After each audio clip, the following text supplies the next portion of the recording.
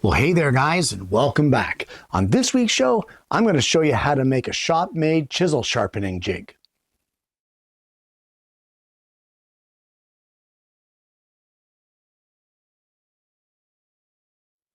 Now, there are all kinds of sharpening jigs on the market, and they range in price from very cheap to very expensive, but they all essentially do the same thing. And what they do is they hold your chisel at a specific angle that you set so that you can sharpen that chisel without getting it all wonky and out of whack.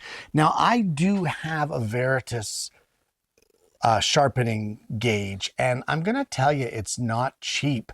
It does a great job, but it still just has the job of holding a chisel in that specific angle. So for those of you that don't want to spend that extra money because you're not always sharpening your chisels or what have you, I'm going to show you what to do to make kind of a poor man's sharpening bracket. And it all starts off with a couple of L brackets over at the bench. So here I have my two L brackets. Now these are just a cheap variety of L bracket, guys. You can get them in any hardware store, any home improvement store, your big box stores. And these particular ones have two holes in each leg of our L. So the first thing that we want to do is we want to take these and we're going to put them end to end just like that to kind of form like a horseshoe kind of a shape. And we're going to take a measurement from edge to edge. It looks like we're going to be at about 3 inches. So what we're going to need is some hardwood. Species is up to you, but the harder the wood, the better. We want it to be 3 inches long, 1 inch wide, and 3/8 of an inch thick. And we need 2 of those. And there's our 2 pieces. Now for me, I chose maple. You can choose whatever you like. So the first thing we're going to do with these pieces is I am going to place a mark at 1.5 inches, which would be the center. I'm going to do it from both sides just to make sure that my cut was accurate. And it was. We're still right on the money here. And we're going to mark that center right across the width of our board. And what I want to do is I want to hold each one of our brackets in place here on that center line so that they meet in the center. And I want to mark where the holes of our L bracket are. So we're going to mark this one here and this one here. We don't really need to mark the other one because we're going to measure the distance here, and then we just need to duplicate it. So I'm going to draw a line across the center of this hole that I marked, just like that, and then one in the center of this one.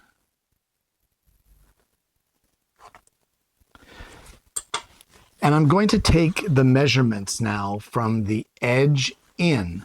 And the first one is 1/2 inch from the edge. And the other one is 1.25 inches from the edge. So what I want to do is I want to drill centered on our 1 inch, so at 1/2 inch.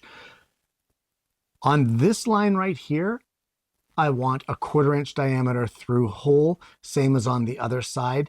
And on this one here, I actually just want a pilot hole, probably something like 1/16 of an inch. So let's get those drilled. And then on our second piece of maple, we will only drill our 1/4 inch through holes. We don't need that little 1/16 inch pilot hole. Well, the truth be told, I actually drilled these 1/4 inch holes one size bigger because I want a 1/4 bolt to fit right through here without binding up. So now these bolts, you're going to need 2 of them in this case. These ones are 2 inches long. But what you also need are the holes in your brackets, the outside holes, to match for the 1/4 inch. You need to get bolts through those holes. So the outside hole on each leg of our L bracket, we're going to drill that out to be 1/4 of an inch in diameter. Now, guys, please, please, please, please do not hold this with your hands, because chances are the twist bit is going to grab this and try to take it away from you. And that sharp L bracket is, chances are, it's going to cause you a bit of damage. So what you want to do is hold these with channel locks or clamp them down. Hold them with something other than your hands and get the outside holes on each one of our L brackets drilled out to fit a 1/4 20 bolt. All right, so now what we're going to do is we're going to take one of our brackets. We're going to place a 1/4 20 bolt up through it, just like this. We're going to place our other piece of maple on top, then a 1/4 inch washer, see that? And then we need a 1/4 20 thread wing nut, just like that. I just messed this up. Okay, that's all right. We're going to keep this here. This is good. Guys, the holes that get drilled in this, I apologize. I gave you the wrong information. Yes, it does get drilled in the outside hole on one end, but the other end will be the inside hole. So I kind of messed that up a little bit. That's okay. We're going to drill these holes here, and then we'll get back to this assembly, and I'll show you how to do it where I don't screw it up. Okay, so let's try this again. We're going to take our 1/4 20 bolt, put it on the hole that's on the inside there, see that? And put it up through our piece of maple that has our pilot holes in it. Put it up through like that. Then we're going to put our other piece of maple and a 1/4 inch flat washer and a 1/4 20 wing nut, just like that. Now on this side, same thing. We're going to take the 1/4 20 bolt up through that hole on the inside, push it up through both pieces, 1/4 20 washer and a wing nut. Now guys, I've also taken some sandpaper and broken all of the sharp edges on this maple, because you're going to be using it with your hands, so you don't want sharp edges. So now what we're going to do is I'm going to align these two brackets just like this. We're going to make sure that they're parallel here to the edge of our maple. Once I'm happy with that, I'm going to drive a couple of short screws down into here, probably with a washer now that I've drilled those holes so large. And we're going to secure our L brackets to our assembly here. Okay, there we go. Now, at this point, it doesn't really look like much, but what we need is we need some bearings. Well, I have my two bearings. I can't really tell you what size they are. For some reason, I stock these kinds of things in the shop because you never know when you're going to want to need them, like when you're going to want to make a sharpening jig.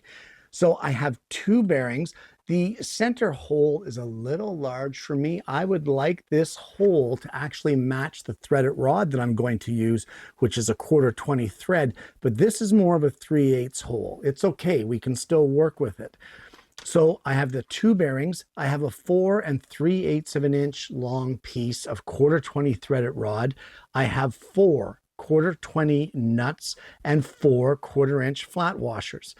Now guys, this is pretty simple to do. What we're going to do is we're going to slide our rod in here and put a nut on the rod just like this. And then we're going to put a second nut on the rod like that. And the nuts rather need to be against the inside edge of our L brackets. Now from there, what we're going to do is try to center that rod as best we can. That looks pretty good. So we're going to place a flat washer, our bearing, another flat washer, and then a 1/4 nut. Now we're actually going to pin the bearing so that those washers are actually pinching in on this center hub of our bearing, not on the outside. Make sure that that is floating free. So we're going to do the same thing on the other side. Washer, bearing, washer, nut. And once we're happy with this arrangement, you want to make sure that, like I said, you're not pinching the bottoms of your bearings. I've now pushed it down so that our bearings are, if it sits like this, it's riding on our bearings. Our bearings are acting like wheels. So what I'm going to do is I'm going to get a couple wrenches. Now you can use some thread locker or Loctite if you want. That'll work just fine. I may do that myself, but as well, what I'm going to do is I'm going to take this over to the vise and I'm going to peen both ends of the threaded rod so that those nuts cannot come off. So between a little bit of thread locker here and on the inside and the peening of the end, these wheels, we're going to call them now because they're really no longer bearings, are they? But those are now going to be secure on our jig. And that is essentially your jig. So how do you use this sharpening jig? Well, guys, it's a pretty simple process. Essentially, all you want to do is you want to take your jig, loosen off your wing nuts until there's enough space in between your two maple plates to get your chisel through. Once you get it through, you can just sort of snug it up. You don't want to really tighten it too tightly. So just snug it up a little bit. You want to make sure now when you place it down on your sharpening stone, I'm just looking here, you want to make sure that this bevel is flush with your sharpening stone, or in this case here, it happens to be my bench. So you want to make sure that it's flush, that that bevel sits flat on that sharpening stone. You also want to make sure that you check and get your chisel square to your jig. You don't want to be sharpening on an angle. Now, unless you're doing a skew chisel, that's a whole new ball game.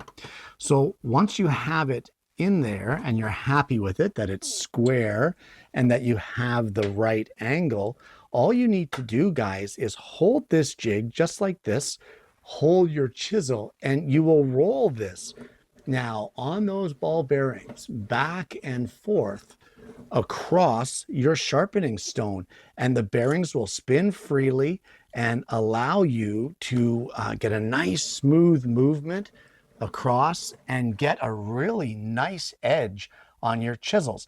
Now, if you want to do kind of like a micro bevel thing, all you need to do is just take a pencil line and mark it where you have your chisel right now to mark your initial bevel. Once you get that done and you're happy with the initial bevel, you can just slide this chisel back just ever so slightly in the jig. It doesn't have to be much. It can be like a 1/16 of an inch, and that's all it takes. And then once you have it squared up and set back that 1/16 to an 1/8 of an inch, place it down on your stone again, and then back and forth just a few passes to get that final crisp micro bevel on the end of your chisel. And there you go, guys. This is, although it's a little rustic, it's very rustic, but it was also made out of scrap maple, some bolts and wing nuts I already had in the shop. It was made with bearings I already had, little offcuts of 1/4 threaded rod. I actually bent this one a little bit while I was peening it, so I may replace that and put a straight one in there and then just stick with the thread locker. But all of this was made with things I already had. So essentially the jig for today's expense anyway, was free. So there you go. A really easy, really efficient sharpening jig for your chisels for use on your sharpening stones. And there you have it. An inexpensive shop-made sharpening jig for your chisels. Guys, not everybody in the woodworking world needs a $200 honing jig or chisel sharpening jig. Heck, I don't even need that kind of a jig. I have one, but I don't need it. I could very well get away with and very comfortably use one like this. It's an easy thing to make that takes, I think it took me about a half an hour all in all to make this jig. It is so simple as long as you have the parts. So check around throughout your shop and see if you have some of the parts to make this. Now, alternatively, if you did not have the bearings, you could very easily drill out the center of a wider dowel, say like a 1/2 inch or a 5/8 or 3/4 inch dowel. You could drill 1/4 inch hole right through the thing and put the threaded rod right through as an axle. If that didn't suit you and you weren't that confident about drilling all the way through with a 1/4 inch hole, you could drill pilot holes and just screw it in and just leave it a little bit loose so that it has room to turn. It probably will loosen off eventually and you'll have to do something about that, but at least you'll have a workable jig for the time being. There are those shops that just have maybe a cheaper set of chisels that's been handed down, and you don't necessarily want that perfect 30-degree angle with the micro bevel, and you don't want to be able to shave with it, but you do want to be able to use it efficiently. And all you need to do is sharpen it. You don't need a super expensive jig for that, and this will also suit your needs for that as well. Either way, guys, it's a very simple jig, very easy to make. Anybody can do it. And sharpening your chisels, trust me, once you start doing them with a jig, you are going to love the way your chisels work, the way they look, the way they feel, the way they cut, the way they operate. You are going to love everything about it. And the more you sharpen them with this kind of a jig, the better you get at it and the better results you get quicker. You get much faster results because your setup is faster. You just know what you're doing and you just work through much quicker. But either way, even on your first try, you'll still get great results on this. Now, if you can't get the right angle for your chisel, let's say your chisel's not long enough and it doesn't extend far enough out of the jig to be able to rock it back and forth, guys, you can always shorten those legs. If those legs are too long to get the angle that you need for the bevel of your chisels, feel free to shorten those brackets and re-drill the holes, because those brackets are what determine the height of those bearings, which determine the angle that you're going to be sharpening at. And depending on how far out you extend the chisel, you change that angle depending on how far the chisel extends past those maple clamps, we'll call them. So if it doesn't suit you and you can't get the right angle, cut them off and drill them again. Make them a little shorter. It doesn't matter what you do to modify the project. What matters is that if you need yourself a sharpening jig, if you have chisels that you're not happy with their cutting edge and you need to sharpen them, you don't need to go out and buy yourself a $200 honing jig. What you need to do is look around your shop, get some of these parts and materials, and make yourself one of these. Guys, I want to thank you so much for tuning in. A little bit of a different show today, a little bit of a shorter show, but yet a very useful one. If you haven't already, please consider liking and subscribing to the channel. We have an amazing audience base, and I'm hoping that you're going to consider becoming a part of that. Guys, I hope you've enjoyed the project today. I want to thank you for tuning in. I hope you've learned something. I hope you've been inspired to give this a try and make your own honing jig. But more importantly, I hope you're going to join me again next week when I bring you yet another woodworking video.